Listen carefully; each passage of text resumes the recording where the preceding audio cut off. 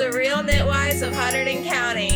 Wow, we're getting good at this. Yeah. If you haven't been here before, welcome show. That's a nice way to put it. This episode... Actually, we should say, welcome to the Knit Show. That's not as, like, dumpster fire as it needs to be. I know.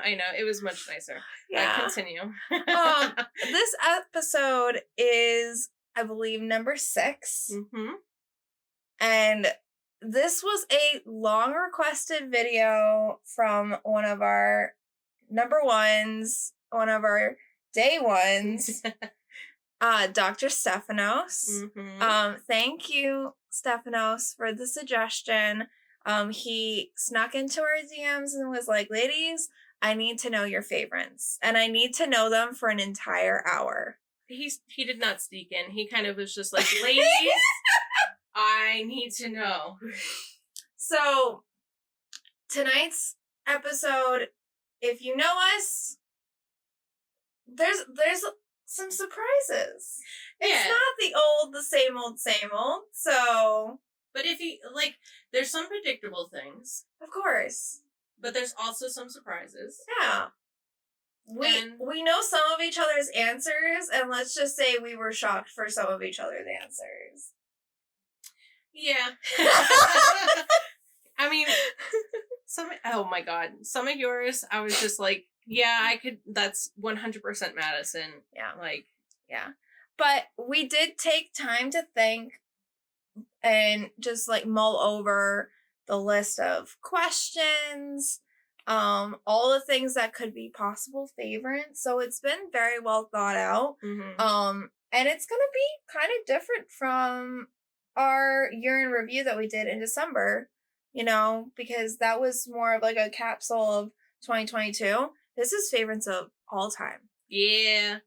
I mean, what was difficult for me was just, like, going through my yarns. I have so many that I have not used yet. And, yeah. like, I'm like, oh, this is my favorite because I just love these colors. But I'm like, I feel like I can't say that because I haven't used it. No, so, I have so many that feel gorgeous. Of course. But I have to think about things that I've used in garments, how they worked up in garments, how they worked up in shawls. Like, I can't just say, I love the colors.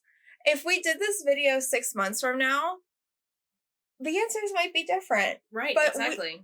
The whole point is, these are our favorites as of March 6th, 2023. I almost said March 3rd. What's wrong with me? It's okay. You're still thinking it's the weekend. I know. It's fine.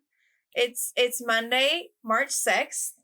And before we get into our favorites, I guess let's just get into a quick life update. Mm-hmm. And then we can go over WIPs, Bangin FOs, all that stuff until the big show. Okay. So, what's your life update? My life update is I've been at my new job for a month. Woo! And the accounting world is bat easy right now. Woo! Texas! And let me just caveat, my office is wonderful. I love the people I work with. The 2 ladies that I work with constantly. Don't you have 2 coworkers? It is a 3-person office. It is amazing. It's been the most healthy job that I've worked at in a very long time. And that is kind of upsetting, but understandable. But it is hectic right now because everyone is turning over their tax documents. Yep. I have phones ringing off the hook, asking, can I come in? Yes, we are an accounting firm. You are our client. You may come in. We would like your documents now. What if I'm a new person and I call, like, can I come in? So, like, would I be a client? No. Okay. As of right now, we're not taking any new clients. That's actually for this nice. Tax year. Yeah, that's because nice. It's March. And if you wanted an accountant, you should have called us in June or July or, like, when we weren't accounting. Right. So, anyway, that's... Business is booming. Other than that, like, life at home has been good. Mm-hmm. Just, you know, getting little things done here or there. Right. Tori and my friend Ashley got a fashion show on the snow day we had last week. Oh, by the way, there is a perspective snow day tomorrow. I know. I don't know how to feel.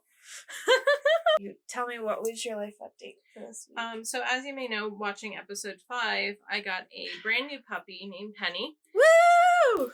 Insert cute picture of small basset hound. So she's the equivalent of like a human toddler. And she just wants to eat and bite everything. Of course. And she's stinking cute, but God, it's so hard wrangling 2 dogs while I'm trying to work from home. Of course. And Sean has once again been a huge blessing. And this week I'm having a medical procedure done where I won't be able to lift over 20 pounds. So Sean's really going to be helping me out. My mom's going to be helping me out. And everybody's coming together. And it's just, I'm very thankful for the support that I have. So during my recovery, I'll be able to, happily watch my pup grow, but also not be able to lift her. Good. And then the only thing I'm worried about is when the procedure is, because I don't want to be hungry because you can't eat after 12. Oh. So I'm hoping it's Oh, they didn't tell you what time yet. So they tell you the day before. Oh, lovely. Yep. It's usually how it is. Great. Yes. That sounds fantastic for someone who's very food motivated. Food oriented, food motivated. Yeah. Speaking of which, I have really I've really been eating everything that I wanted this week before my procedure. Yeah. Because after my procedure, probably won't be able to eat any of that stuff anymore. So really just limited quantities, because it's not going to make you feel good. Nope. Yeah. No. Yeah. So it's overall it needs to be done, and I'm very thankful that it's happening. Yeah. I would say, why don't you put our friends at ease and say, like, assuade them that it's not life-threatening? It's not life-threatening. You probably heard me talk about it before, so it's not life-threatening. Yeah. We're not going to go into too much detail, but she's going to be fine. It's just the step in the right direction to make her feel a lot more comfortable. Yes. But that's basically my life.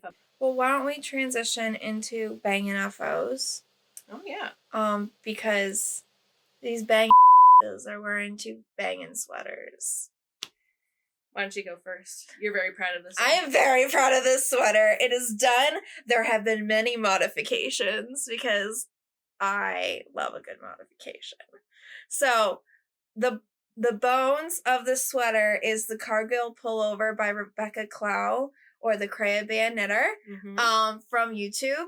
I love the pattern. I had so much fun doing this until the sleeves. I was planning on doing full-length sleeves, and I'm so sick and tired of dip stitch. And instead of putting it in the pile to rot away, let it rot, I made the executive decision that I would rather have a sweater that I could have as a transition piece that I could layer a light cardigan over, or, it now can fit fall, winter, and spring, because it's not like a short sleeve. As you can see, it goes to my elbow. Nice. So this is not going to work very well because I'm like all the way over here. I'm going to come like this. So it comes all the way almost to my elbow. Hi. I just like to invade your personal space. Of course you do. The last mod was that, so shorter sleeves, split hem. I did an I-cord on the neckline and an I-cord on the sleeves. Nice. And I'm so happy I did, because I don't have any sweaters with the I-cord edging. It's a new thing that I have tried on a sweater. I've done it on shawls. And I think it's just going to keep it from the neckline stretching out. Nice. Which I'm really excited about, because I wear my sweaters to death, and the last thing I want is for my neckline, after I've like yanked it over my head, to continually stretch out. Right. So it's made out of Miss Babs Collladin in the colorway Softly, which is like a nice light lilac kind of gray color. And then Tessa's designer yarns in taupe. The mohair's in taupe, I think. You're looking at me Dude, like I don't know. I bought it at Rhinebeck. It was pretty. And it feels really, really nice. So it is still technically blocking, so it is a bit damp. But I'm really happy it's done. So Are you caveating now? Yes, I am. Okay. So I couldn't block the sweater that I'm wearing because Madison was just like, oh, make sure it's dry before the podcast. And I mean, to be fair, feel my sweater. So I couldn't have this blocked, you know, make the color work a lot nicer, kind of like put some shaping to it, because she was like, make sure it's not wet for the podcast. I didn't think she'd bring it here if it was wet. I wanted it here for everyone to see. Because everyone deserves to see it. Anyway, I finally finished my sweater. If you saw previous episodes where I was working on it, this is the Buffalo Rose Pullover. Nice. By Casey Knitting Co. Love it. So you can see the nice motif of the rose, the little leaves, and then the nice, I guess, faux plaid. Mm-hmm. That's right there. The bust. I used the yarn, Arcadia by the Fiber Co. Nice. It is a DK weight. It claims it's a DK weight, but it feels more like a light DK. It's more like a sporting. Mm-hmm. Don't ask me about the colors because I do not remember the colors.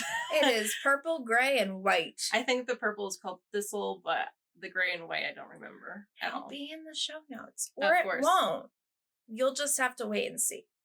You'll just have to Google search Arcadia by the Fiber Company and then, you know, do your best guesstimate. Yeah. Or, you know, pick your own colors and don't copy me. Yeah, like, be your own person. Be original. Be your own person. Choose your own adventure. Well, anyway, I mean, like I said on the previous episode, I was in a hiatus, so I wasn't really working on anything.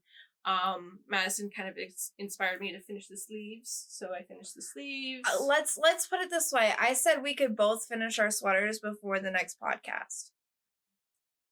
I was inspired. She's very inspiring. I appreciate it. But we're going to be real about this. I kind of made it a competition.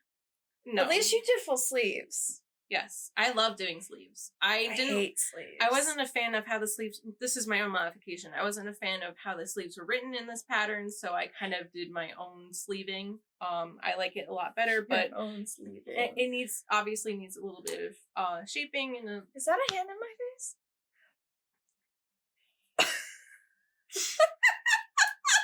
Anyway, I was demonstrating my sleeve. My lack of sleeve. I hate sleeves. Let's go to our WIP. Sounds great. Let's do this.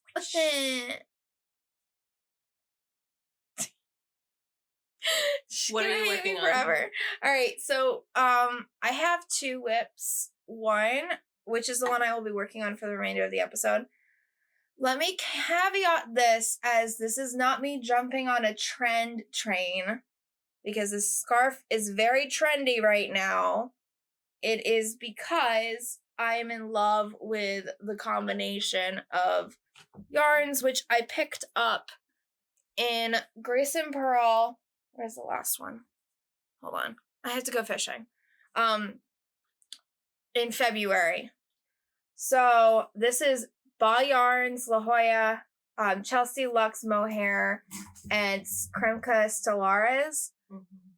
I wanted to see how all 3 of these bases would play together for just science. And instead of picking a pattern that had a whole bunch of stuff going on, I picked something that was simplistic, that was just going to let the yarn shine.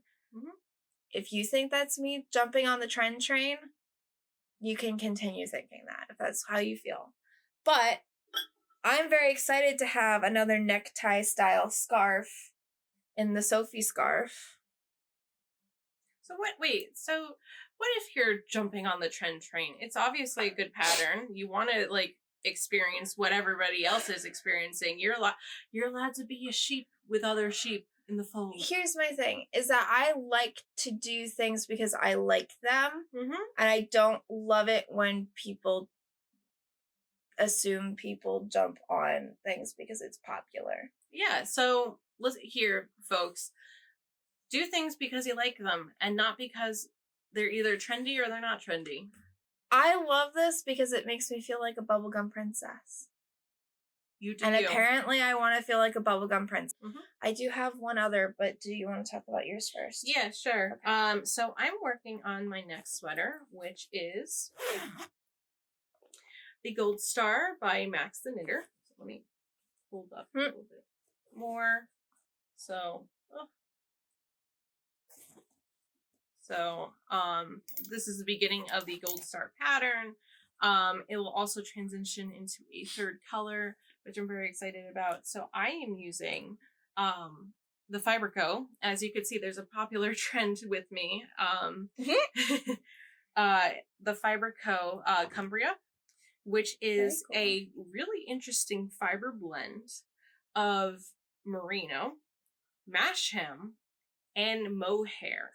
So what mash hem is kind of like a mutt breed of sheep. Like a bunch of different breeds of sheep kind of like all blended together into what is called a mash hem sheep. Okay. It's got like sort of a squishy, rustic fiber, like feel it. Okay. Like rusticy, but it's also like it's not soft. Itchy though. Right. It's got its like own different feel. That's what I love about the Fiber Company is that they use so many different blends, and they use so many different like really different fibers that you wouldn't think go together. Like your sweater is made out of camel, alpaca, llama, silk.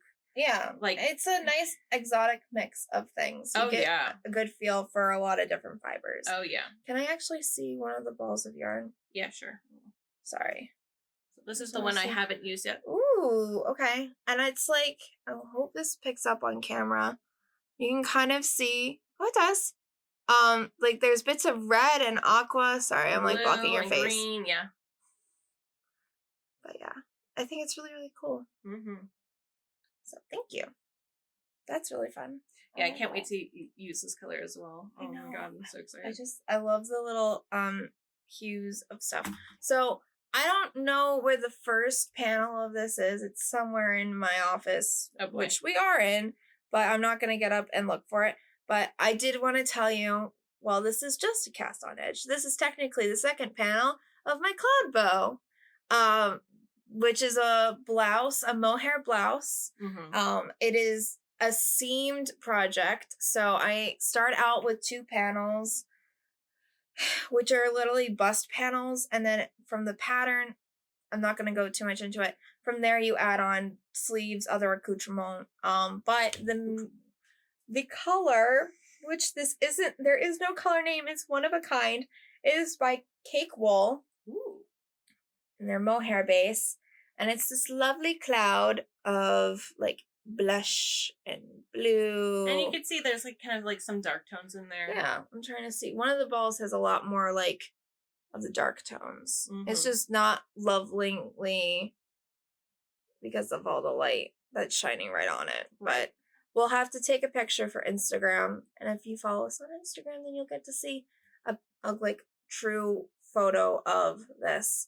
But again, this is very much like a cloud. Very fitting. I haven't used this product in a project before, so I can't give it a full review yet. But current experience, I've already had to like frog back some stuff because of just me being silly and not taking my time.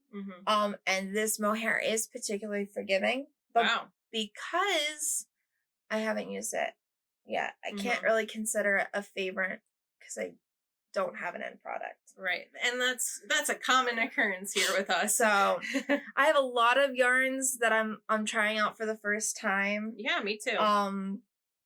I really expanded my horizon within the last year of yarns. Yeah, and I think it's really important to do that, to let's have favorites, but let's also test the boundaries of what we think is like something that we would use. Of course. So I'm excited to see where this goes. Mm-hmm. My goal this week before the next podcast is to hopefully have both panels done and maybe move on to the hell that is seaming some sleeves on. And like all of this is like the like threadiest, like cobweb weight mohair. Yeah. And I'm really interested to see how this turns out because it's gonna be great. I would kill myself. Well, it's being done on size US 10 or 10.5 needles. I would still kill myself. So it's really it's a very loose gauge. Mm-hmm. It is a top that I will be wearing to my cousin's wedding. The rest of my outfit has not been picked out, but it'll be going over something because it is see-through. But I'm very excited. It's gonna be a fun piece for spring and summer. Her nipples at her wedding. No, oh my god. I'm kidding. Anyway, very Christian. All right. Yeah, dear God. Okay. Want to get into stuff? It? No. Okay, great. Let's get into some favorites. All right. Hold on. We forgot to say something in episode 5. We forgot to say that we started our Zoom craft night. Oh. Are you sure we forgot that? Yeah, we didn't say it at all. I don't think so. I'm pretty sure we talked about it. Well, if we didn't, we started a Zoom craft night. If we did say it, this is your reminder that we have a Zoom craft night the last Friday of the month at 7 p.m. Eastern. Yep. So please join us with your craft and just sit and talk with us. And you can find the sign up link to sign up for said craft night below. And that's it. Yep. And now we can get into some favorites. Yes. All right. So do you want to go in the order that we have written them out? Or do you want to just be crazy? Okay, so I think we should go back and forth of like questions and then. Okay, so 1, 2, 3, 4, 5. And then go back up. Yeah. It was more of like, do you want to like just randomize? Yeah, I mean, it's pretty random as it is. Okay, sounds good. So question number 1: what's your favorite cast on? So mine is the long tail cast on. I find that it's a lot of fun to do like the hand movements to just go like this. I find it a lot faster and easier than the traditional cast on. I don't know how to do any other cast on as I haven't like really, I guess, expanded my cast on horizons. Okay. And I choose not to. There's no problem with that. That's perfectly fine. What's yours? So mine is probably German twisted cast on, and it's a variation of long tail. You just add a twist into it. Andrea Mowry actually has a really good video on it. I was talking about it with Steen the other week. That she learned finally how to do German twisted from Andrea Mowry, and that's how I learned just from a YouTube video. And that's let me just say, I'm a very tight knitter. So when I do long tail cast on, I have to do it over 2 needles. Oh. Because if I don't, I can't get into my cast on. Oh, wow. To knit. Have you tried going up needle sizes and then going down? Wow. Yep. So with German twisted, I don't typically have to do that. Sometimes I still do, depending on the yarn or the project or whatever, but I don't have to. Wow. Because it adds enough slack into my cast on that there's enough room for me to start knitting off of my cast on edge. Nice. So I also just like, it's very rhythmic. You start off the same way as like you would a long tail with a slip knot, and you just do an extra little something, and it just adds enough yardage in there that for a tight knitter, I recommend the German twisted. It's the next step up from a long tail. Favorite bind off? Okay. I like Jenny's surprisingly stretchy bind off for the same reason. I'm a tight knitter. So what is that? I don't think I've ever really experienced that. So essentially, and there's plenty of YouTube videos on this technique as well. Above. Go look for them. Right. You're going to knit a stitch. You're going to do a reverse yarn over. Mm-hmm. You're going to knit into your next stitch. And then you're going to bind off the reverse yarn over and the stitch. Okay. And then what does that do? The reverse yarn over gives you extra slack. Okay. Just like in the German chesty cast on, it's just another extra step to Jeez, why my train of thought just went out the window. Just so it's not super tight. So like when I'm doing these panels, I would technically my cast on edge and my bind off edge, if I cast them on and knit them like I would have when I started, I wouldn't have a square or a rectangle. I would have like an oval. Because my edges are so much tighter than my actual knitting, that it's just, the whole point is to have two symmetrical pieces. Right. You don't want your ribbing at the edge of your sweater to become so tight that you have like a balloon. Right. And you don't want your sleeves to feel uncomfortable, your neck to be choking you. Right. So those two methods are how I avoid doing that. I see. So I guess I am not as tight as a cast on or cast offer as Madison here. No.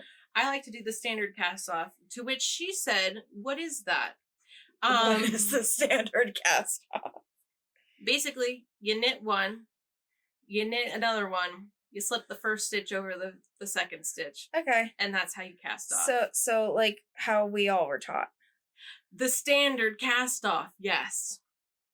Just casting off. There's no standard. It's just casting off. It's the standard. You literally said how everyone was taught. Yes, the standard. It's just called casting off. Jesus Christ. Okay. Yeah. All right. So the next question, this one's a little more elaborate. Favorite yarn at each weight. So, should I go first? I just went first. You go first. Okay. Lace weight. I don't think I brought a lace weight, but the closest thing I do have to a lace weight, and it's going to be my fingering as well, is the Shiels Whirl. Shiels Whirl. You can see all the beautiful colors here. Ooh. I have used multiple cakes in various colors. I actually made my wedding shawl out of a beautiful emerald green to white transition that they have, which was a nice crochet. What is it? I'll remember. I'll put in the show notes what the pattern is, and I'll probably put a picture of it because it's beautiful. And then I made another shawl that is absolutely beautiful. Blue one? Yeah, it's a nice like dark blue, and it fades to white. Which has been a beautiful accent piece to formal outfits. But really, this has been a pleasure to work with. It's a nice, like, cotton blend. Really just, it's cotton and acrylic. So, it has some strength to it, but also has some softness. Really love this. And it really holds those, if you're looking for something for a laced shawl, the definition on all of these stitches, I mean, you're going to have to post some pictures. Of course. They are so neat, and you can see the delicate lace so well. Right. You don't need fancy schmancy lace yarn to make a gorgeous lace shawl. This is going to do the job. And just like beautiful gradient. The colors. It looks amazing. I also think this is not only great for knitting, but it's also great for crochet. Okay. Because once again, my wedding shawl was crochet, and it looks fantastic. You can see all the stitch definition. Highly recommend this. Love it so much. Okay. All right, what's yours? All right, well, I guess I'll do my fingering and my lace weight because they're different. So I've already mentioned this one tonight, but it would have to be the Chelsea Luxe Mohair. Mm-hmm. I can't seem to help but pick this up. Of course. Every place they have it. This is in Golden Goose, which is their like mustardy color. Of course. This is also like one of my favorite colors in the entire world. And then, like I said, this is Pink Panty. It's the same yarn. Love it. Mm-hmm. Used it in my wedding shawl. I've used it in what sweater? I feel like I used it in a sweater. I can't remember the name of the sweater now. Isn't it one of your JST sweaters? Yes, it's in my Seafield sweater. Thank you. It's in my Seafield sweater, which is my purple. I use the Et en Provence color, which is their lilac-y purple. Mm-hmm. And yeah, so that is my favorite lace weight yarn. I love just the color variety that they have in all their yarns, but specifically the way that it translates to the mohair. I feel like they're able to do really bold colors and really wonderful pastels. Mm-hmm. They also do really awesome variegateds. Right. The one that I used for my wedding shawl was actually a variegated white with navy and like mustardy rust in it. It looked really amazing. It's beautiful. And it's stellar to see what they can do over all their yarns, but specifically their mohair. Right.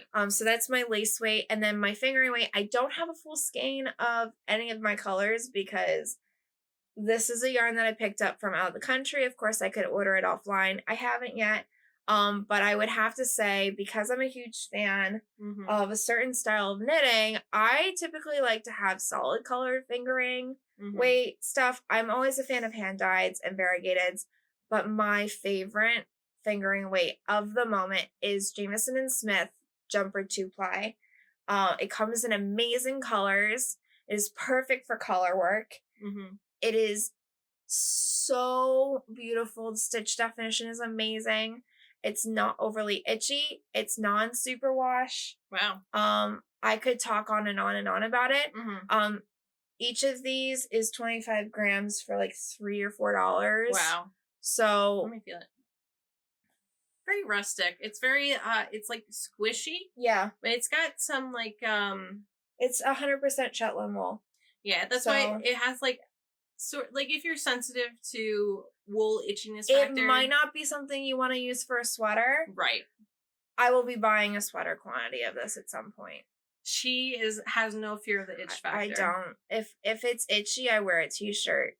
Right. I'll figure it out. Anyway, there's so many different colors. There's so many different options. If you're looking for a new sweater, like a new colorwork sweater yarn, this is on my list. This is it. But yeah. All right. DK or sport? What did you pick? So for sport, I have, and I'm sorry to say this for for all of you. Yeah.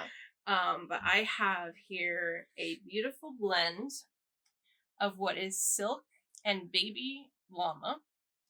And this is called Juniper Farms Stardust. Unfortunately, it is discontinued, but I have lots of hanks and skeins of this. I used this to make my mother's gloves for her for 1 year for Christmas. It is so soft. It is so luxurious. This is a sport weight. And honestly, like, I'm afraid to use the rest of it because I'm like, there's no more of it. This is it. But I love it so much. It's so soft. I want to make a pair of socks out of it. I have some of this in taupe in my stash. Yeah, it is honestly like, this is the gold color Sunburst. So you can see again. I have other colors as well because I really was picking this up as it was going out of style. If you find it, call me. Yeah. I'll give you my number. It's amazing.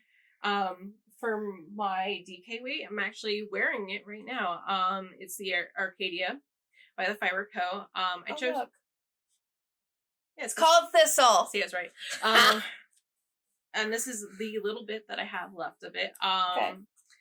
I loved working with this. I thought that it was fantastic to work with. You could tell that it has some kind of like nips like quality to it, so it's not like a perfectly manufactured yarn, which I love. It brought out like beautiful colors. It's soft. I had a lot of fun using this. I would definitely use this again for another sweater. It's warm. I'm sweating. Doesn't split. It's really a nice DK. Yeah. Yeah. So I need to actually take a step back because I listed 2 things for fingering weight. Mm-hmm. Because I do have to say that I do buy a lot of hand-dyed yarn. That's true. And it's not fair to only say that my favorite fingering weight is a solid used for color work. I just love doing color work sweaters. So like practicality wise, like that Jameson and Smith is one of my favorites. I do have to also give like an honorable mention to Less Traveled Yarns in their Pomona base, which is their fingering with nylon. And this is the color olive. Unfortunately, Less Traveled Yarns has started to scale back on the amount of yarn that they will be producing. They're doing quarterly updates now. So if you have a store that sells Less Traveled yarn, please pick up a skein. It is amazing. I've used it in several projects. I used it in my shawlography shawl as my variegated color. I've been using it in my gather shawl. I've used it in a sweater or 2. She's mentioned it once or twice on the show. This yarn comes in so many amazing colors, and just the wearability of it. For me, it's really hard because superwash yarn to me it pills a lot. Oh yeah. That's one of the core qualities. The Pomona base, I have to say, is probably one of the least pilly superwash merinos that I've used. Right. And I wear the freaking fuck out of my shawlography shawl. I wear the hell out of my Maven top, which was 100% Pomona and Hello Cleo. If you can find this, hold on to it with both hands and love on it with your dear life. Yep. It's amazing. My favorite DK, which is like a light DK or a sport weight. I wouldn't call it DK. It is the Goldstar Yarns Prime Alpaca DK. This is what I have left. Yep. Out of 650 yards. From the Half Moon Tea that I made for Ashley. Aww. I will be buying more of this. Of course. At some point, because when you buy this, you get 650 yards for $42. Wow. Let's just wrap your head around that. That's half a shirt. Right. For $42 and 100% alpaca. The color range is amazing. Oh my god. It's fucking drapey. Of course. It's butter. For the life of me, I cast this thing on for Ashley. I could not find the tag, the ball band for this. So I was just in misery over here, loving all this yarn. Knew I couldn't find it. Lo and behold, I bought this up in New York in 21 with my mom. At the Knitting Room, which if you're ever in Wyndham, New York, go there. It's amazing. The staff is amazing. The selection is amazing. Right. Goldstar DK just got re-uploaded on their website, so she will be the hoarding. blue. I will be buying all of it. So don't try because she's already bought you saw mine. Yeah. But yeah, Goldstar DK, Prime Alpaca DK, Goldstar Yarns. Get you some. Anyway, go ahead. All right, so worsted and bulky. So I don't have a bulky favorite, but I do have 2 worsted that I do want to mention. That's fair. Obviously, I mentioned this before on our podcast. I believe it was like episode 3. This is one of my all-time favorite yarns. It is so soft. It's so unbelievably strong and soft, and it's cotton, and it doesn't make sense, and it like your brain just can't wrap your head around it. It is Juniper Farms Cumulus, and it's the rainbow. Keep that gradient though, and it's in their rainbow colorway. And their colorway. This version is called Tropical Sunset. I have a lot of Cumulus. I have used it a lot. I've used it for one of my shirts that I've worn on the podcast. Yep. I've used it for 2 blankets. I actually made a baby blanket for a coworker once, and then I made myself a blanket because I loved it so much. Absolutely loved it. I don't know what I want to use the rest. Like, I have so much. I probably will make another shirt out of it. I love it. It's really strong, really holds up.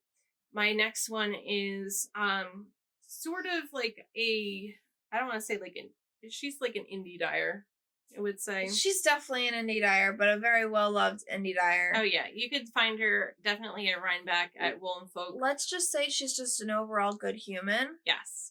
Okay. So this is created for you by Laura. So she's a dyer that comes from Florida, and I love her DK weight. Does she come from Florida? Mm-hmm. I thought she came from Ohio.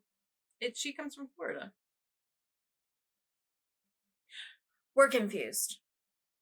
Either one is fine. We love her. It doesn't matter where she's from. Yes, she makes fantastic yarn and fantastic dyes. So this one in particular I had to buy because it reminds me of the school that I graduated from. You also really love red.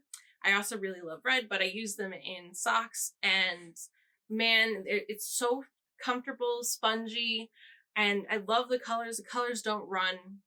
No. It's just hugely important. Those socks that I have, I absolutely love to death. Yep.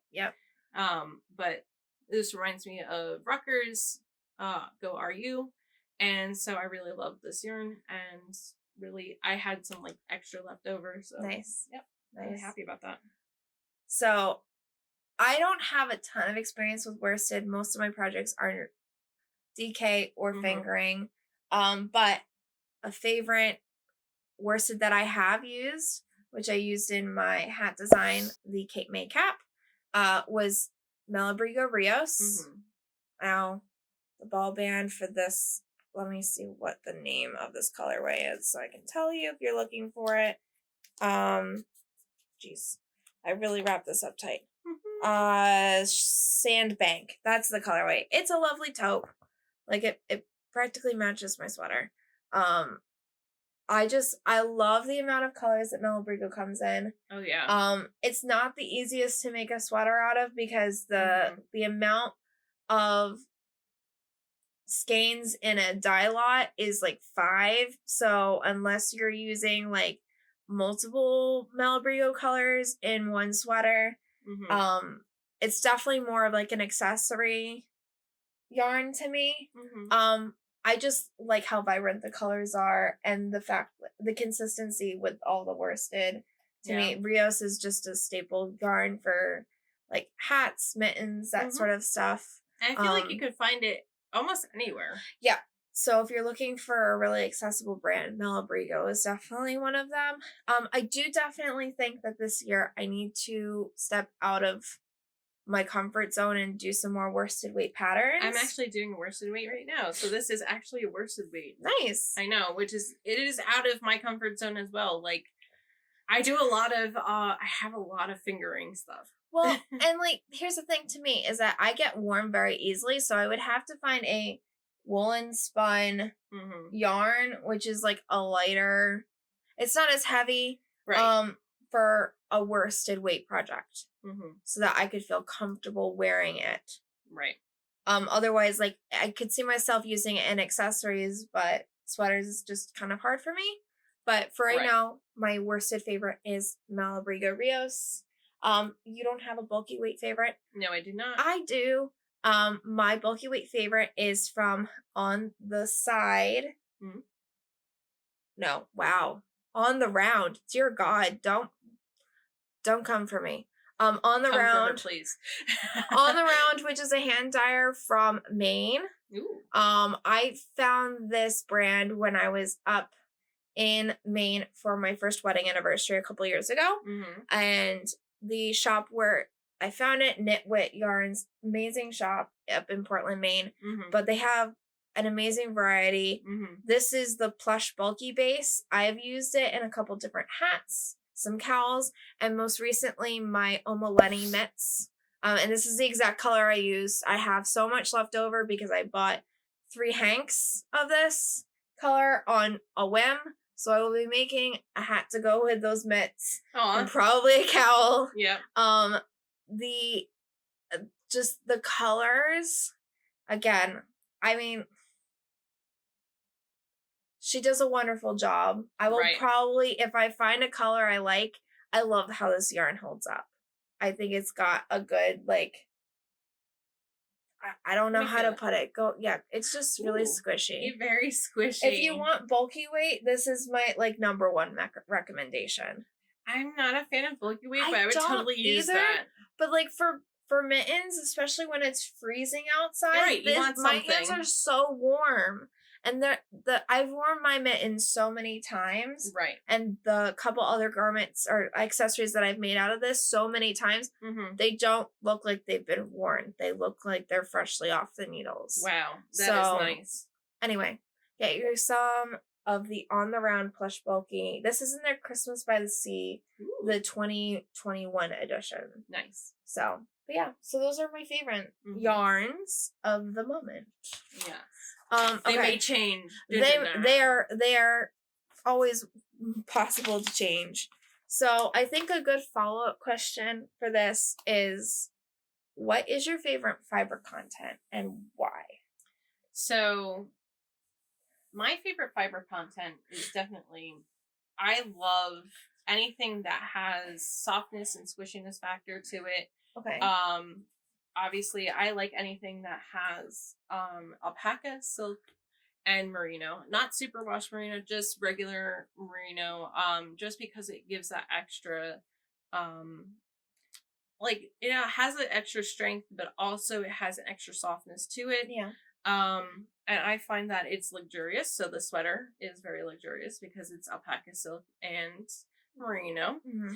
And I made other couple things like socks out of alpaca, silk, and merino. And they've held up well, even without nylon in them. I personally like those. But I have made things out of llama. I have made things out of camel. I have yet to use my buffalo yarn that I have. 100% buffalo. And I have yet to make anything out of the yarn that I made, which is the yak. But so far, I think that this is very versatile. It's warm, but also not too warm. And it's soft. That's what I really look for, is softness. Cool. So I definitely, when considering this question, thinking back on the pieces that I've enjoyed the most to work on, that have really held up, I prefer any yarn that is wool, non-superwash. You really like the rustic feel to it. And the thing is, to me, it's not necessarily the rustic. The fact, it doesn't need to be rough to me, because there are yarns out there that aren't rough. Like, I'm pretty sure the BFL in this sweater is made out of blue face Leicester, and I'm pretty sure it's not superwash. Of course. I mean, it's not going to be superwash. No. But like, so this is 100% Shetland. I don't find this particularly scratchy. The thing that I really appreciate with non-superwash is that I know how exactly it's going to act when I'm done. I've had so many superwash sweaters and projects grow on me, and not to say that I don't love them, I've just had to reconfigure how I wear them. Right. So, and I'll talk about this sweater. Of course, I didn't bring it up here. It's okay. Could have brought it up here. My Seafield sweater, I absolutely love it to death, but it's made out of superwash yarn. And so it's stretching. My neckline is not where it should be anymore because I wear it so much. That means you have to block it again. I know, and I don't want to. The unfortunate problems is reblocking. An unpopular opinion, I also enjoy acrylic. So some acrylics are actually pretty soft and they last a long time. I won't use acrylic that much, and it's also pretty bad for the environment, so I try to stay away from that. I try to find, if I can, interesting yarns that have, conservation breeds of sheep, because that keeps the farmers growing those sheep, so they don't go extinct. You can die on that hill and be like, we need less livestock, but also we want to keep diversity within our ecosystem, so we want those interesting breeds of sheep. And I think you can argue both sides, right? You just have to be comfortable with what your argument is. Like, whatever you decide is what is cool with you, go with it. Don't be influenced by other people. If you want to use acrylic, don't let people talk you out of it, because it is cost effective for a lot of people to use, and if that's the only way you get to knit or crochet or whatever, keep doing you. I use a shit ton of acrylic when I first started. I was a poor college student, or I just exited college and I was starting my first job, or I was unemployed and literally couldn't afford anything else. No. And you think I've been everybody starts at acrylic. I for almost 20 years I knitted only with acrylic, maybe a wool blend with acrylic in it. Right. Because the only yarn I knew was from Michaels and Joann's. Yep, exactly. And that's fine. And there's nothing wrong with that.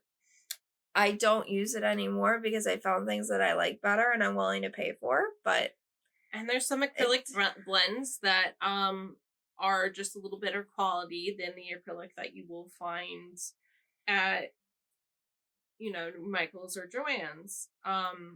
It just it depends on the manufacturer, it depends on what it's blended with, but sometimes I will make things, especially like baby blankets, with acrylic. I have a sweater made of acrylic from Lion Brands. It's held up so well. Really love that sweater. Unpopular opinion, but it's my opinion. I also I'm iffy about bamboo, because sometimes bamboo can be soft and great, but sometimes the quality of the yarn, it splits, or my Bears with Hat sweater has stretched so much, and that was all bamboo, which is the sueño. And it has some sort of strength to it, it has some sort of softness, but it has pilling factors, it has all different types of factors to it, so it really depends on the brand. It's honestly, yarn taste is all personal taste. No one's gonna tell you your yarn taste sucks, unless they're a dick. But we're not dicks. We're not dicks. Apologies for my really scratchy nose.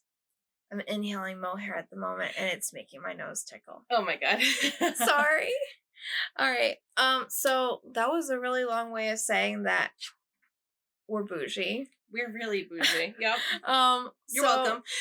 Let's say, what color yarn do you gravitate towards using the most? So I've been trying to go out of what I gravitate toward. Maybe knit isn't the best term, but buy. I buy a lot of red and a lot of green. Yep. Which is funny because those are opposing colors on the color wheel. I love reds. I don't know why. They're just very fiery. There's so many different variations of reds. I just love it. And then green. I'm a sucker for green. Green is your favorite color. Yes, green is my favorite color. I'm a huge sucker for green. Yeah. Yep. When I go shopping, it's really hard not to automatically gravitate towards rust and mustard for me. And I've also recently noticed that if it's lilac or light purple, lavender, I'm in love automatically. She will also gravitate towards kind of like these purples that have like, I want to say, kind of like a reddish tone to them, because they'll go with the rust and mustard. Yes. So she'll gravitate towards those too. No. So I'm not fighting it, because I've noticed that if I enjoy the color, I'm more likely to knit it and I'm more likely to wear it. Of course. That's not to say that I don't want to have other colors. Like, I'm currently knitting a bubblegum pink scarf. Right. I'm going to love wearing this, especially in the spring and summer, as an accessory. Mm-hmm. Is this normally a color I wear? No. But I'm very excited about it. Right. So I'm currently wearing purple. This sweater is a great example of going outside my comfort zone. Because I don't usually do anything with purple, and I also don't usually wear purple. So both things. I think it's a great color on you. Thank you. I personally like green on myself. Fair. So I'm outside my comfort zone with this sweater, and I mean, I was sort of in my comfort zone with this sweater because I do have blue. Blue is a close second for me. Blue and yellow make green. There you go. It's a green sweater, guys. Deconstructed. Oh, God. Little art theory for you. Mm-hmm. All right. So we've talked enough about yarn. Let's move on to some other things. All we talk about is yarn. Some other things other than yarn. What? But not too far away. How about your favorite tools? Let's talk about needles and hooks. All right. So my favorite knitting needles I'm currently using are my Chiagu Shorties. Chiagu Shorties. Ta-da! Nice. These I'm able to put on any length of cord, and so I'm able to use them for sweaters and to all the way down to socks. These are so versatile. I appreciate the length of the needle only because I have I guess smallish hands. Okay. So they fit my hands great. I absolutely love them. They're so smooth. And I prefer them over my other needles. Cool. My favorite hooks are the Clover, what is it called? The Clover Soft Touch crochet hooks. So they're kind of like a gold looking hook with a gold handle and a little press grip. Like a little black grip. Yeah. I have searched far and wide for I want like a whole set of these hooks. They're fantastic. They're so smooth. Yeah. They're so light. Really, they are like the best, to me personally, the best crochet hooks. I love them so much. So I'm not far off with you on the Chiagus. I just chose the regular interchangeables. Right. I do have one set of the shorties, which I absolutely love, but I mostly use those tips for sleeves just because I do appreciate a longer tip on my needles. I feel like with the way I grip things, because I'm a tight knitter, I have a very tight grip. And so I need more to hold on to. When I am using my shorties, I tend to get a lot more cramping in my hands because I don't have as much they're not, they're short. They're not as long. Which is fine. Right. But I don't find a problem with them. That's good. Yeah. I typically use a 5-inch tip. Again, I love, just like Tori, I love that I can use any size cord. I can switch cords. in between if I need a longer cable or a shorter cable. I can join cords together to make a longer cable. It's fantastic. Also the fact that these cords are really unlikely to kink. Like they're no memory cords, which means that I can literally just fold these up into a ball. And they're gonna come out looking pretty much like this. I find that they kink towards the actual, like the join. Yeah, the join. Yeah. So, and a way to fix that, is by holding the cable over a pot of boiling water. And that will help unkink. It loosens the cable. So they've also said that you can try it with the Likey or the, I don't know how to pronounce those needles. The birch interchangeables that we have. The blue ones. Yeah, those the Likey. Yeah. Okay. Those cables. I was like, there's another brand. No. I just that brand. I never know. I've heard Luca, Likey, Leaky. They're the birchwood interchangeables, which we also have. But my one complaint with those is that the cables always kink. Apparently, you can do that with those as well. Yeah. And they've also apparently come out with better cables. Oh, nice. So we'll have to try those. We'll have to try those. But for now, Chiago interchangeables. Best of all time. Can't change my mind. As far as crochet hooks, for the minimal amount of crocheting that I do, I prefer the prim hooks. I just like the handle. Because I'm still learning how to do stitches and such. Can you keep your opinions to yourself for a second? You're still learning? Well, you're always learning with your craft. You're still doing it? Yes. This is news to me, guys. Just because no one has product doesn't mean it's not being done. Continue. I'm going to beat you up after this. Anyway. If I go missing, you know why. I like the prim hooks because I like all the bright, pretty colors that the handles have. But I also like how the hooks feel on my hand. It feels... They're very ergodynamic. Yeah. And for someone who... Ergonomic. Ergonomic. Or aerodynamic. I mean, also that. I just combine the two, where it's ergodynamic. All good. Yeah. We know what you meant. Yeah, of course.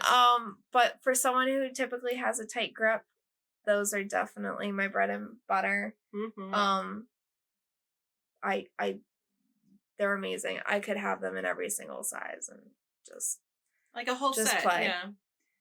Sometimes I wish manufacturers would just come out with a whole set because for some reason Clover doesn't have a whole set of the ones that I love. I find funny because they have them in other things. Right. Like my mom has a Clover set of the interchangeable Tunisian crochet hooks. Right. So I don't get it. I don't get it either. Desert Island Notion. You go first. I will have to say it. It's barber cords. I have them all over my house. I just bought a whole spoolie of barber cords off Amazon. Because I'm always losing these, or they're already on a freaking project. So I need more and more and more and more of them. A lifesaver. I had to pick, because I didn't have a spoolie of barber cords, I had to pick which sweater got barber cords. Oh. And because Ashley is so important to me, I gave her my barber cords for her sweater. Madison's choice. And this sweater had to be put on waste yarn. First world problems. Oh my god. But these are really a lifesaver. They make trying on so much easier. Oh, they're a godsend. And I can't say enough. Because I do so much more garment knitting now. Like my second Desert Island Notion is a tape measure. Like other than that, I don't need anything else. I'll cut the yarn with my hands. I will tie knots instead of weaving at ends. Oh my god. But I will not go anywhere without barber cords and a tape measure. Because I can't judge distance for shit. My Desert Island Notion is stitch markers. Okay. So I have cute little parrot ones on here. And also, I'm going to add a second one, the Norwegian thimble. And this is going to come up again. I'm currently using it, so I'm going to undo it. Okay. This, Madison has introduced me to the Norwegian thimble. This thing is so amazing for Fair Isle and stranded color work. Yep. It has changed the game for me. Yep. All I would do on the desert island would be stranded color work because I love this thing so much. Yep. The tension is incredible. Like, it would be so bunched up, or like just stranded would be like scrunched and uneven and just, you know, and then you would have to block it and wish that it, you know, you did it right. This helps you do it right the first time. Absolutely. The tension is amazing. It keeps it separated for you. You can do 3 colors on this. It's amazing. Yeah. Honestly, such a game changer for me. It makes stranded color work much more accessible. Oh, yeah. To people, because I think the hardest thing with stranded color work, and we can get more into this in later or in another episode, is that without that tool, stranded color work can be very slow. And that can be very discouraging to somebody who maybe is more of a product knitter and really wants the finished object.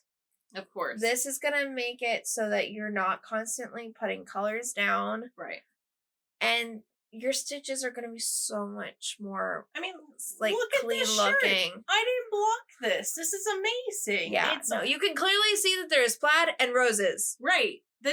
It's honestly, compared to my first work to my work with the Norwegian thimble, it's like apples to like apple pie. Like, it is improved so much. Absolutely incredible. I'm so thankful. I'm so glad that I showed that to you. And also, you can't go anywhere without stitch markers. No. Not even like, no, you just, no. I always have stitch markers with me. I have to. Fair. No. Okay. No.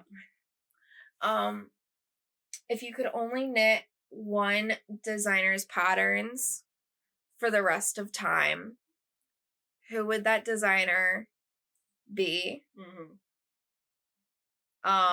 We both broke this rule and had to. Yep.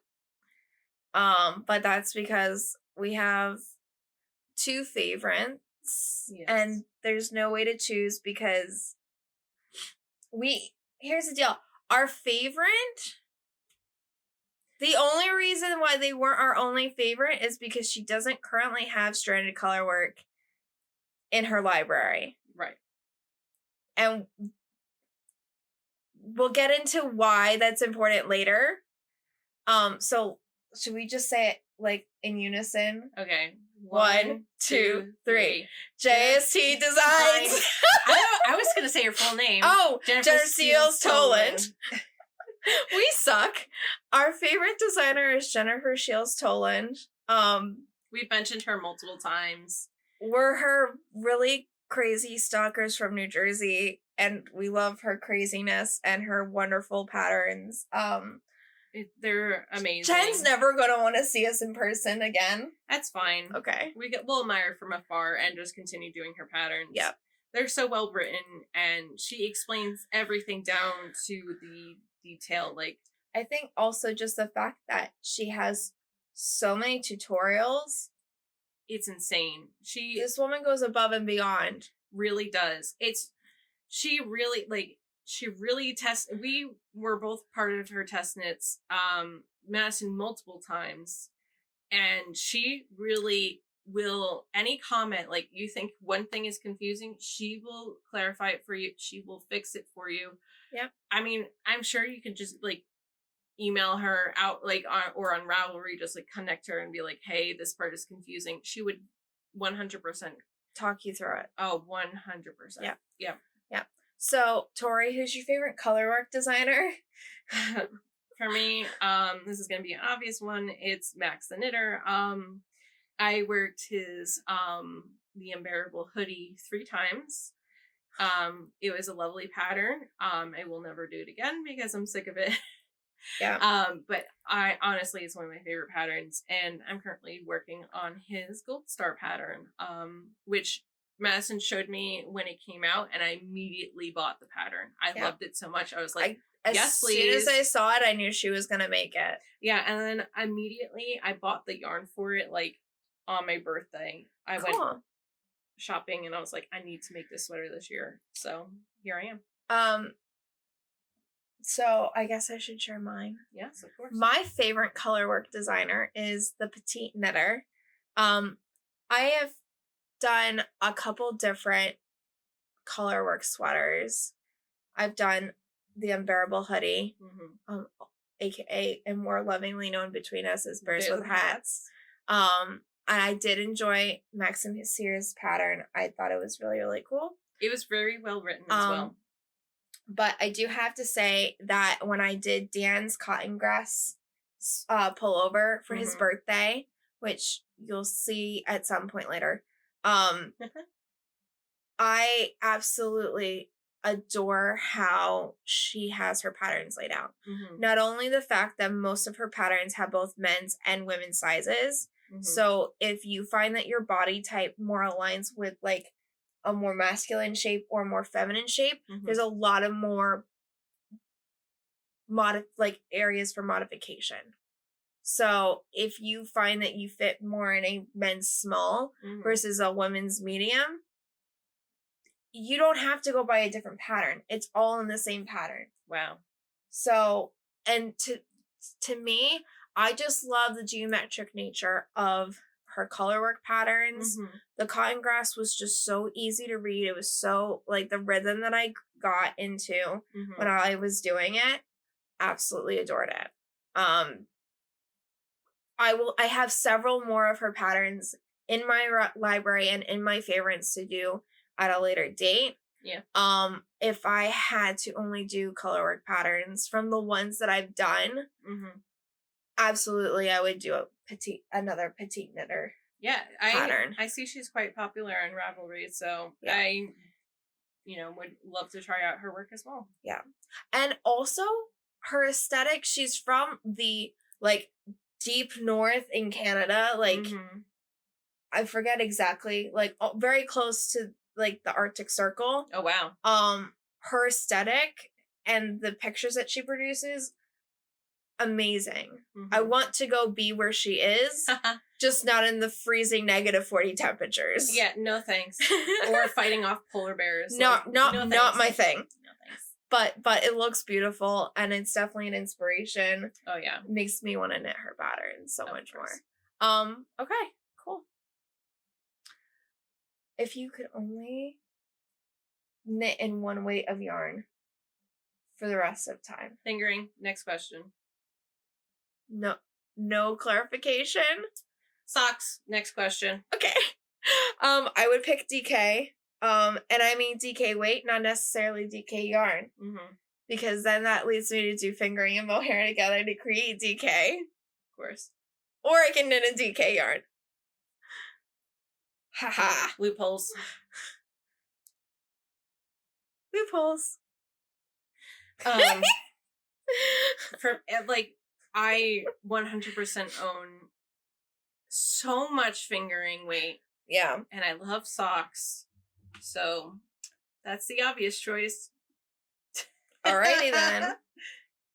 And I get to still knit with fingering and mohair. That's true. Because I picked DK. But I won't be killing myself over fingering weight patterns anymore. Anyway, I just dropped a stitch. Hold on. Ask me a question. If you could only exclusively knit one brand of yarn, what would it be? Ooh. All right. So my answer as of this moment is not one of the yarns that I have previously mentioned as a favorite. Interesting. Okay. And my reasoning behind this is that I'm looking for a brand that has a wide variety of yarns in different bases that I have used. I'm going Sandisk yarn. Yep. That I was thinking that exact answer. So my reasoning for Santa's Garden is that it's economical. There's a ton of variety of colors. Ton. And any fiber base you can think of that, like the main ones. So I'm thinking merino. I'm thinking alpaca. Mm-hmm. I'm thinking linen. I'm thinking mohair. Cotton. Mm-hmm. They have it in whatever color. Right. And it's not going to break your bank. I've made sweaters. I've made shawls. Mm-hmm. It does hold up. You do have to be careful because some of their bases are superwash. I don't think all of their bases are superwash, but some of them are. So you have to take that into account. But if you're looking to make a sweater or a big project out of something and you don't want to break the bank, you have multitude of options with Santa's Garden. I need to, in my humble opinion, I need to go look at other brands that have what I just said and do a test on multiples of bases. But from my current experience, Santa's Garden is my favorite brand, the brand that I would choose. So I actually have two. One isn't listed here, and another I've talked about a lot this episode, which is the Fiber Co. Okay. I would exclusively knit with them because they're so unique and really they're such a good fiber company. I've never been disappointed with any of the fibers I've used. I've used 3 of their bases so far. The other brand that I would mention is probably a Lion brand because number 1, it's affordable. Number 2, it comes in a variety of colors and bases, so you don't have to have straight up acrylic. You can also have wool bases, tweeds, cottons, so many different colors. And once again, you get economical. You can find that anywhere. I find it just, if I, want to make something quick for somebody, I think Lion brand is great. Definitely. I just dropped a couple stitches. So give me a second. I got to fix it. Hold on. Okay. I'm ready. Okay. If your knitwear collection was in a house fire and you could only save one garment, what would you save? I picked 2. And I didn't bring either of them up here with me because I wear them so often. So they're both in my room at the bottom of my floor. So we can provide pictures. It's okay. Insert pictures here. Ta-doo! So my garment of choice to save in a fire as of this moment is my Seafield sweater. And that's because I can dress it up. I can wear it as a sweatshirt. I lived in that thing for months and months and months. It's beautiful. I did it. It's a Jen design. Of course. I have to save it. My follow-up, if I had time, because it's right next to my Seafield sweater. Okay. I will be grabbing my shawlography shawl because of the amount of intricacies and work that went into that thing. You would not repeat that. I'm not repeating it. Right. And it would be missed. Right. So, if you haven't seen either of those, we'll pop a little photo, of course, up here. But yeah. I'm saving my Embrace the Octopus sweater. Okay. Now, that is a pattern that I would repeat again. Okay. However, I want to save my first one. I love that sweater so much. Yeah. That was your first colorwork sweater. That is true. Okay. Yeah, it is true. And it's very intricate and I love that sweater. I'm just very connected to that sweater. Okay. What notion of knitting do you think is overrated?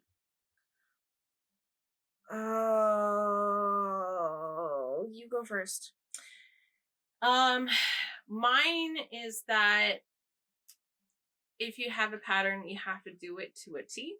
Okay. I think that's overrated because you can edit the pattern however you feel like it. If you don't feel like it fits your body shape, then you can edit it.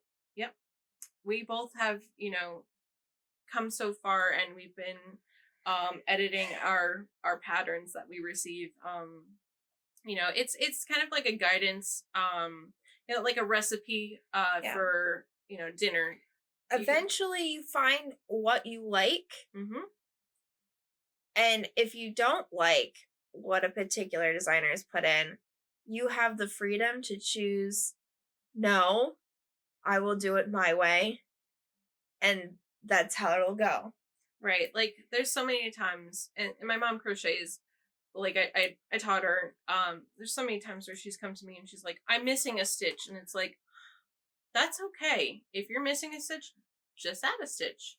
If you're, missing 2 stitches, add 2 stitches. If you're not, like, if you're over 2 stitches, decrease 2 stitches. Yeah. Like, don't be held to, like, there's so many times where you get anxiety over something that in the scale of things, it's not that big of a deal. Right. Like, do you think that I counted the stitches for each of these sleeves? It's supposed to be like 76 inches. Stitches. No. So I was just like, cool. And then proceeded. Yeah, no.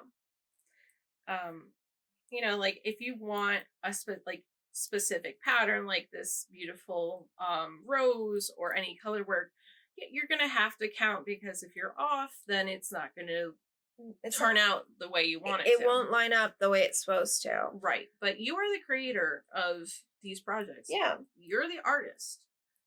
These people that are writing the patterns are providing a nice guideline for you, but you can do what you want. And that's why there's patterns out there that are a very scientific method, and then there's also patterns out there that are very much freeform jazz. Freeform jazz. Yep. You just have to know what you're good with, and it's okay. You don't have to follow something exactly.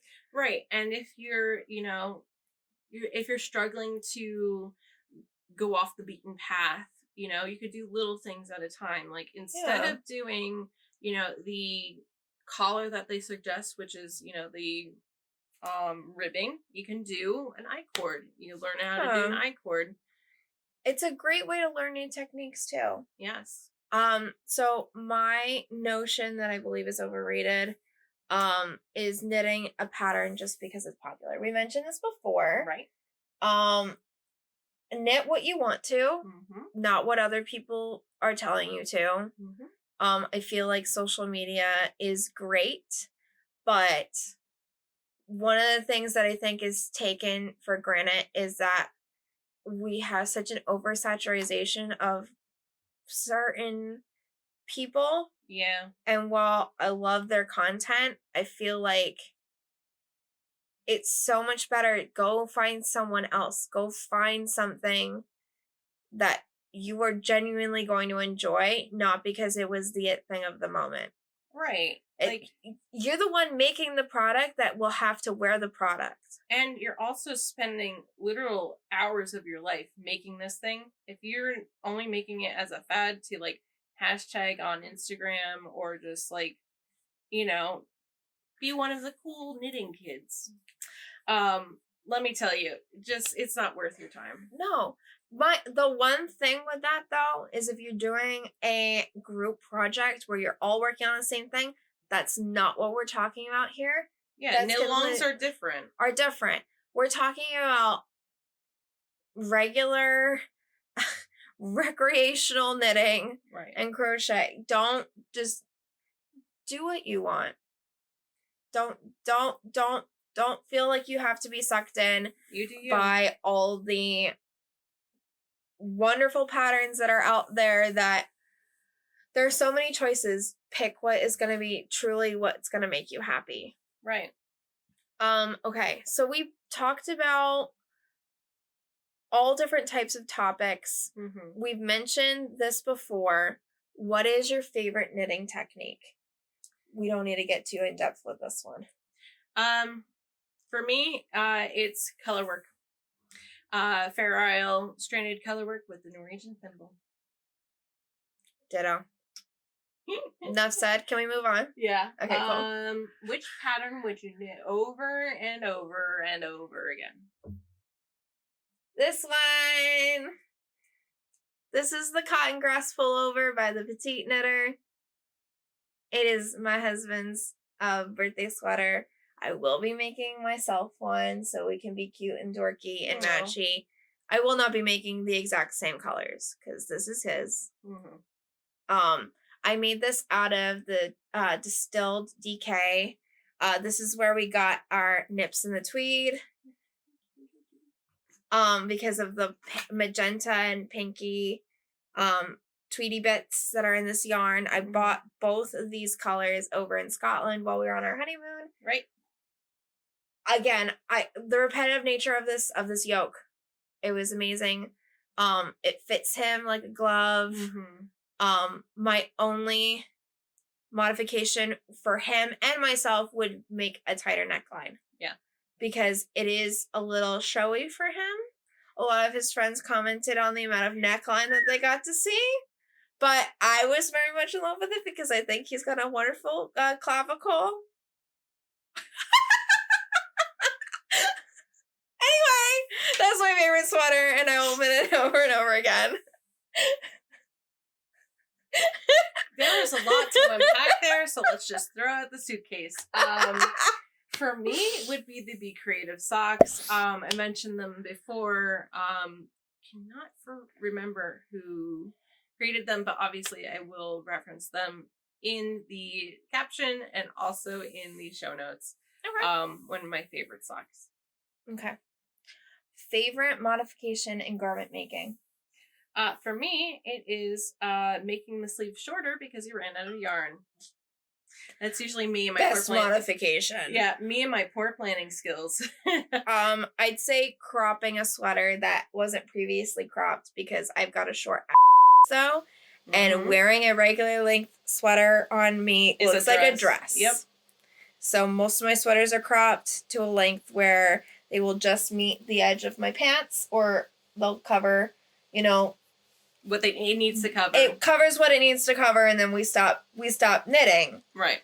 But yeah. For me, it's the opposite. Is like making it a longer sweater instead of making it a cropped, because I don't like cropped things. Mm-hmm. But also I hate Body Island, so things end up cropped anyway because I'm just sick and tired of knitting them. I just hate Body Island so much that I just stop, and then it's too short, and then I'm like, oh shit. Yep. Oh man. Oh dear God. Yep. I'm like, everybody could see my round tummy. Yep. Great. All right, we've got one last fiber related question. Mm-hmm. If you could only make one type of knitted item, what would it be? Socks. Sweater. All right, let's do one of the non-fiber related ones. We're running one. We're running really long. Sorry. How about this? We could do rapid fire. A speed round. A speed round. All right, and we can give more details next time. Yep. All right. Speed round. Quickly. Favorite late night snack? Sleeves of Oreos with milk. Tillamook mudslide ice cream with whipped cream. Favorite pizza topping? Sausage and onions. Pepperoni. Okay. Favorite adult beverage? Tequila Sunrise. Hendrick's Gin and Tonic. Favorite movie franchise and TV shows? Harry Potter and Gilmore Girls. I don't have a movie franchise I like, and I like It's Always Sunny in Philadelphia. I have a problem with the first part, but I love the second part. And then last but not least, your favorite thing about living in Hunterdon County? The quiet and the wildlife. Okay. The slower pace and the quiet. Wow. That is a really long episode. We're sorry, but also you're welcome. I'm not sorry. You got a lot of content, so watch in sections if you must. Yeah, or just like listen to it. You don't have to watch our faces. No. I'm fine. A lot of this is very boring and already seen, so it's fine. But that's pretty much it. Mm-hmm. If there's more favorites that you would like to know, leave us a comment below, and we might just answer it in the next episode. you could DM us on Instagram, the real Knitwives _ Hunterdon County. You could email us at knitwivesofhunterdoncounty@gmail.com. You can fill out our questionnaire, which is listed in the show notes, as well as our Instagram bio. You can also probably yell at us if you see us on the street. You could just say, "Hey, do this," and then we would be like, "Okay." I might run away. Yeah, I might fight you, but I mean. Anyway, there's many ways to reach us. If you know us and know other ways to get a hold of us, flags. Yep. If you have our information, you may get a hold of us in any way you wish. Yep. But that's all. Our next episode will be sometime in the near future. Check out our Zoom craft night. Sign up in the bio. Check out our TikTok. Check out our TikTok. We have lots of content coming. It's lots of fun. But for now, I'm Madison. I'm Tori. And this has been the Real Knitwives of Hunterdon County. Bye!